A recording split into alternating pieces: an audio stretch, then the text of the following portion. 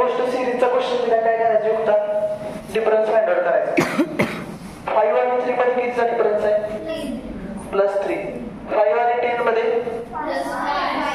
+5 हा +5 10 आणि 7 +7 त्याच्यामध्ये +9 आता तुम्हाला समजतं की 3 5 7 आणि नंतर किती येणार मग +11 26 +11 37 उत्तर येते ओके डिफरन्स कळाला कसा काढणार आहे next question P is the father of Q P एक नाही P हा फादर आहे फादर म्हणजे काय प्लस कोणाचा फादर आहे तो Qचा फादर आहे म्हणजे Q खाली असणार येतं Q ला साइन देणार का मी नाही कारण Q माहित नाही आपल्याला कोण आहे Q is the brother of R Q आता कळाला कोण आहे ब्रदर कोणाचा ब्रदर आहे तो R चा ब्रदर तर विचारले how are related to P म्हणजे R जो आहे ना हा तो कोण लागतोय P चा मग याचा कोण आहे सर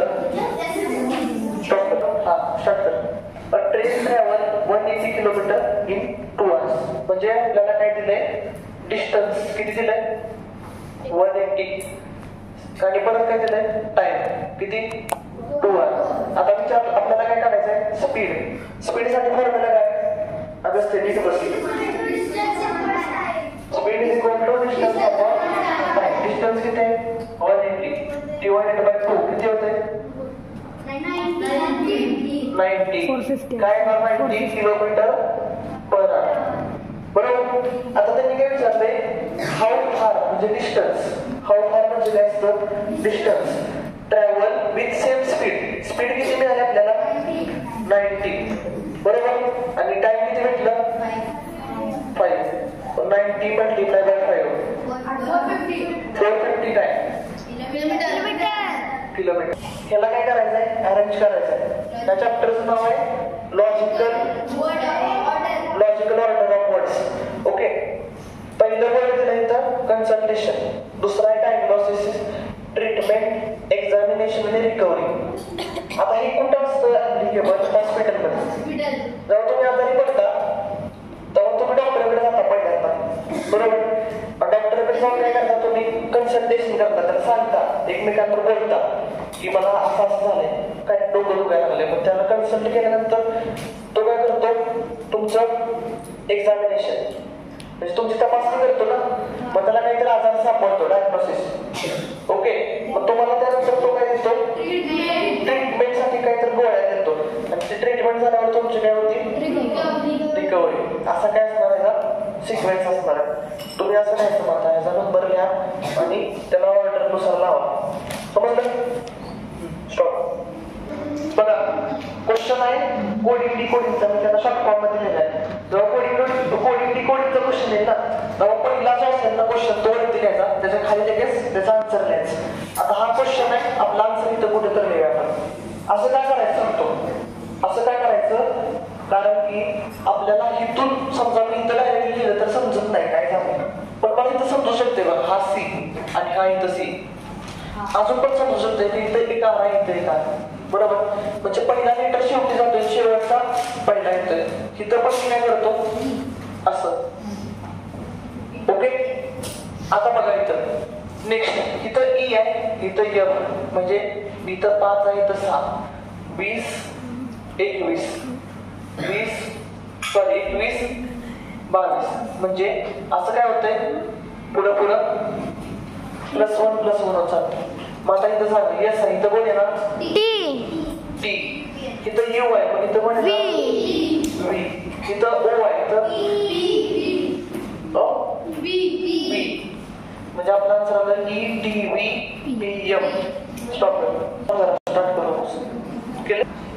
असला क्वेश्चन तुमच्या पेपरला येतो ह्याला आपण चॅप्टर आपल्या पुस्तकामध्ये नाही राहायच्या तरी पण प्रश्न येते काय करायचं ह्याच्यामध्ये ग्रुप दिलेला असते बघा 1 2 3 4 5 6 असं नंबर दिले ह्या नंबरनुसार याचा ग्रुप बनवायचा आहे म्हणजे काय आता बघा ह्या एक्स मध्ये किती लाईन आहे 2 मग 2 लाईन असलेले ग्रुप बनवायचे एक इथं 2 इथं पण 2 आहेत म्हणजे 1 2 3 ओके 3 लाईन असलेली मोजे आता बघा 1 2 3 1 2 आणि 3 इथं पण 3 म्हणजे दुसरा ग्रुप काय झाला 4 5 6 तिसरा ग्रुप काय होतो 4 लाईन असलेला 4 लाईन आहे 1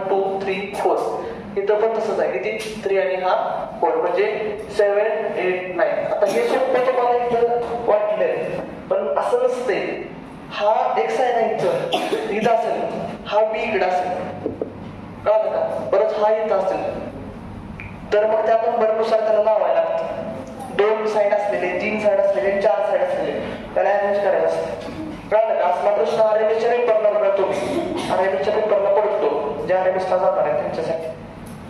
नंतर नंबर लिहायचे 3 5 7 3 5 7. आता काय ना 9 ला कोण आहे इथं 13 15 17. आता 19. हा नाही विचारलं, करेक्ट. नेक्स्ट क्वेश्चन बघा. ABCDE sitting around circular table. असा टेबल आहे. किती जण आहेत ते? 5 जण आहेत. मी 4 जण काढतो, 5वा आपण कुठेतरी नंतर बसूया. बघा A is not next to B. म्हणजे A आहे ना, A त्याच्या शेजारी कोण नाही? B नाही. म्हणजे B कुठं असेल? इकडं असणार. C is not next to D. म्हणजे C जर इथं असेल तर D कुठं असणार आहे? इकडं असेल. E is not next to D. D च्या शेजारी कोण नाही? E नाही. मग E कुठं असेल? एक तर इथं असेल किंवा इथं असेल, बरोबर? आता एक तर E इथं असेल किंवा इथं असेल. Who is sitting opposite to C? C चा अपोजिट कोण बसलाय? पुन्हा आपला आन्सर काय आलं? D. स्टॉप करू. Question. If today is Thursday, म्हणजे समजा आज आहे ना, टुडे इज थर्सडे, तर what day will it be 28 days from now. म्हणजे अजून पुढच्या 28 दिवसानंतर कोणता वार आहे विचारलाय. म्हणजे +28 डे नंतर कोणता वार येणार. आता तुम्हाला सगळ्यांना माहिती आहे 7 दिवसानंतर एक वार रिपीट होतो, बरोबर?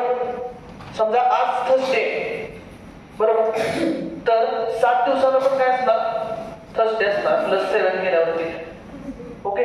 आता त्यांनी सांगितले काय आपल्याला डेट दिल्या का? डेट दिल्या का? नाही. मग आपण काय करायचं? 1 तारीख कन्सिडर करायची, कळलं? आणि त्यांनी ब्रॅकेटमध्ये आपल्याला दिलेलं, मी तुम्हाला दिलं नाही बघा. If the month is 30 days, 30 दिवसाचा महिना आहे, तर 1 तारखेला काय आहे? थर्सडे. तर 7 तारखेला काय असणार? थर्सडे असणार. 14 तारखेला, परत 21 तारखेला, आणि मग किती 28 ला पण. मग आपलं उत्तर पण काय येते? डिवायडेड बाय 7 तरी करायचं. स्टॉप कर. Michael is 14 from left hand. आता लेफ्ट राईट म्हणजे मी असं लिहितो, इकडं आपली साईड आहे लेफ्ट, इकडं राईट. तुम्ही जसं बसलेलं असला त्यानुसार घ्यायचं. मायकल इज 14 फ्रॉम लेफ्ट म्हणजे इकडून 14 नंबरला कोण आहे? मायकल यम. In the row of 40 boys, total किती? 40 जण आहेत. ओके. तर त्यांनी विचारले what is his position from right hand.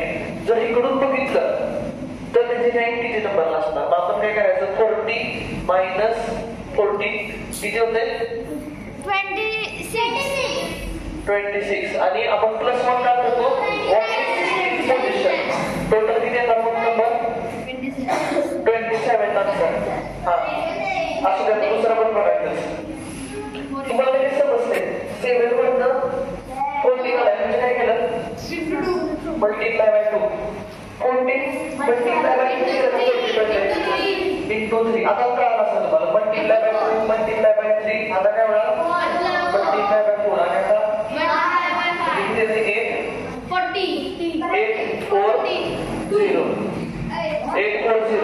Stop. Question number 1 series. Difference शोधायचा. कितीचा डिफरन्स आहे? 4. परत 8, परत 16, परत 32. आता तुम्हाला समजलं की मल्टिप्लाय बाय इथं 2 होतंय, मल्टिप्लाय बाय 2 आणि इथं मल्टिप्लाय बाय 2.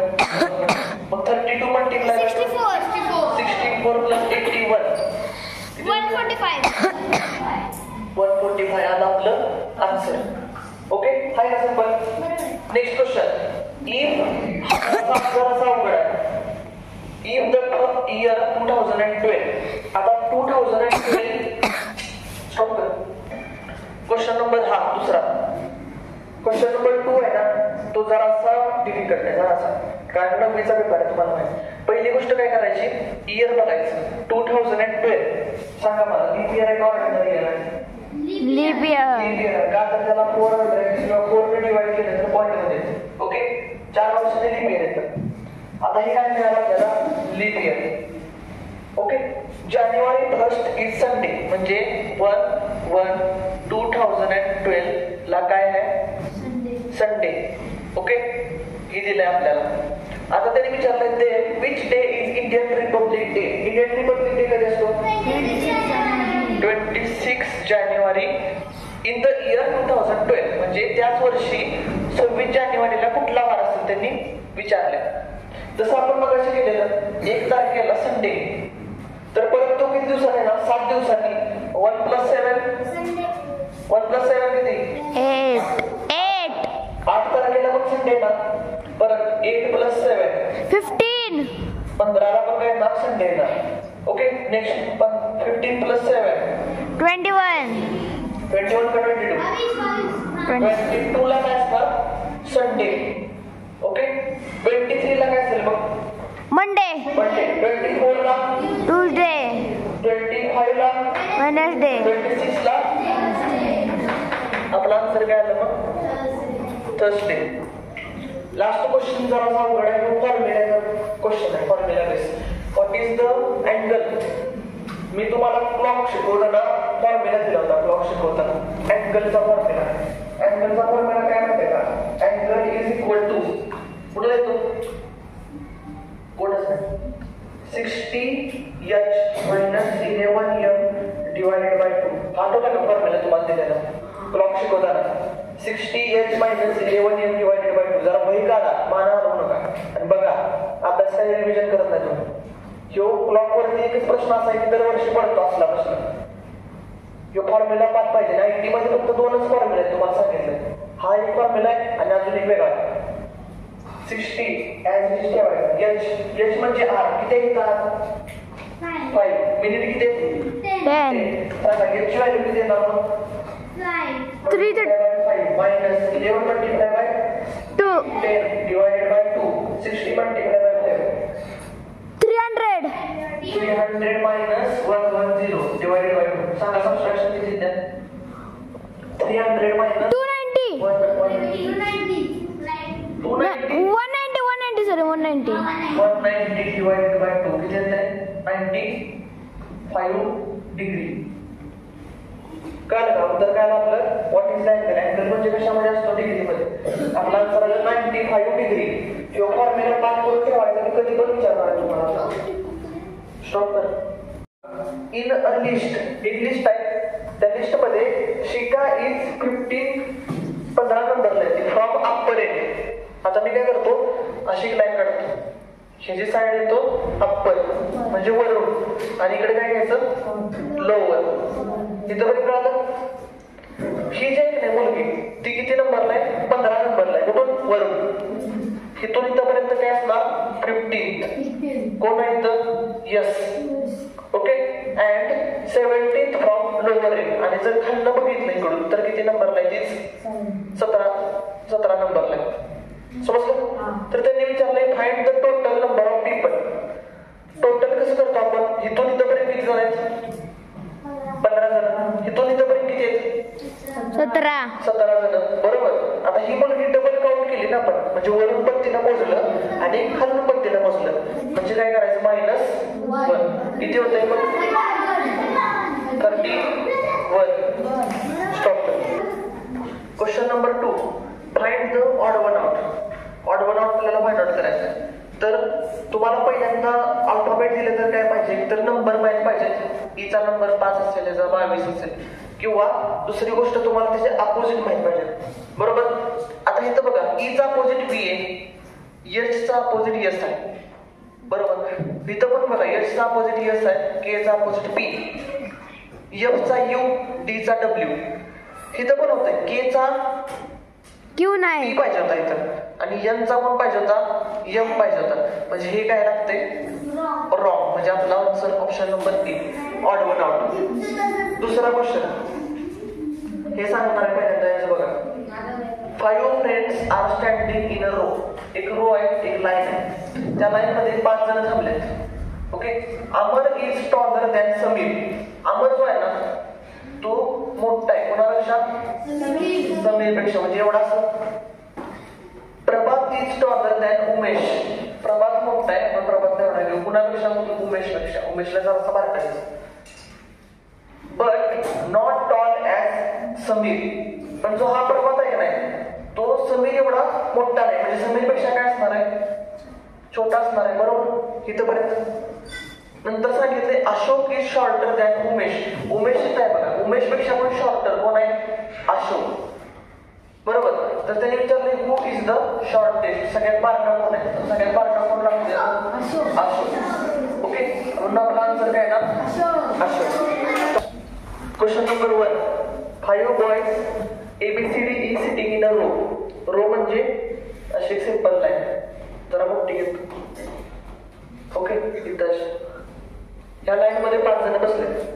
त्याच्यामध्ये सांगितलंय की ए इज, आता इथं लेफ्ट आणि इकडे कुठला आहे? Right. A is right of B. म्हणजे ए जो आहे ना इथं घेतो. ए राईटला आहे. कुणाच्या राईटला आहे? बीच्या राईटला कोण बसलाय? ए. कळलं? A is right of B and E is left of B. आणि E जो आहे ना तो B च्या कुठे आहे? लेफ्टला. म्हणजे E कुठं असणार? ह्या साईडला, B च्या लेफ्टला. करेक्ट कार्तिक. नंतर सांगितलंय पण बघूया बघा, E is left of B इथपर्यंत झालं. But to the right of C. पण हा जो E आहे ना तो कुणाच्या राईटला आहे? C. आणि C ची राईट इकडे आहे. समजलं? आता सांगितलंय ए इज लेफ्ट ऑफ डी. ए जो आहे ना हा तो लेफ्टला आहे. लेफ्ट म्हणजे इकडं. कुणाच्या लेफ्टला आहे? डी. म्हणजे डी इथं असेल. तर विचारले who is second from left end. Left इथं आहे. सेकंड कोण आहे? ई. म्हणून आपला आन्सर ई आला. दुसरा क्वेश्चन. आता इथं मी सांगितलेलं ट्रिक बघा. ते काय करायचं? दोघांचे ऍडिशन 30 प्लस 8 किती होते? 38. पण आपल्याला आन्सर 34 आणायचं. मग काय करणार? -4. सेम इथं पण बघा. 12 अधिक 5 किती होतं? 17 वजा 4 13.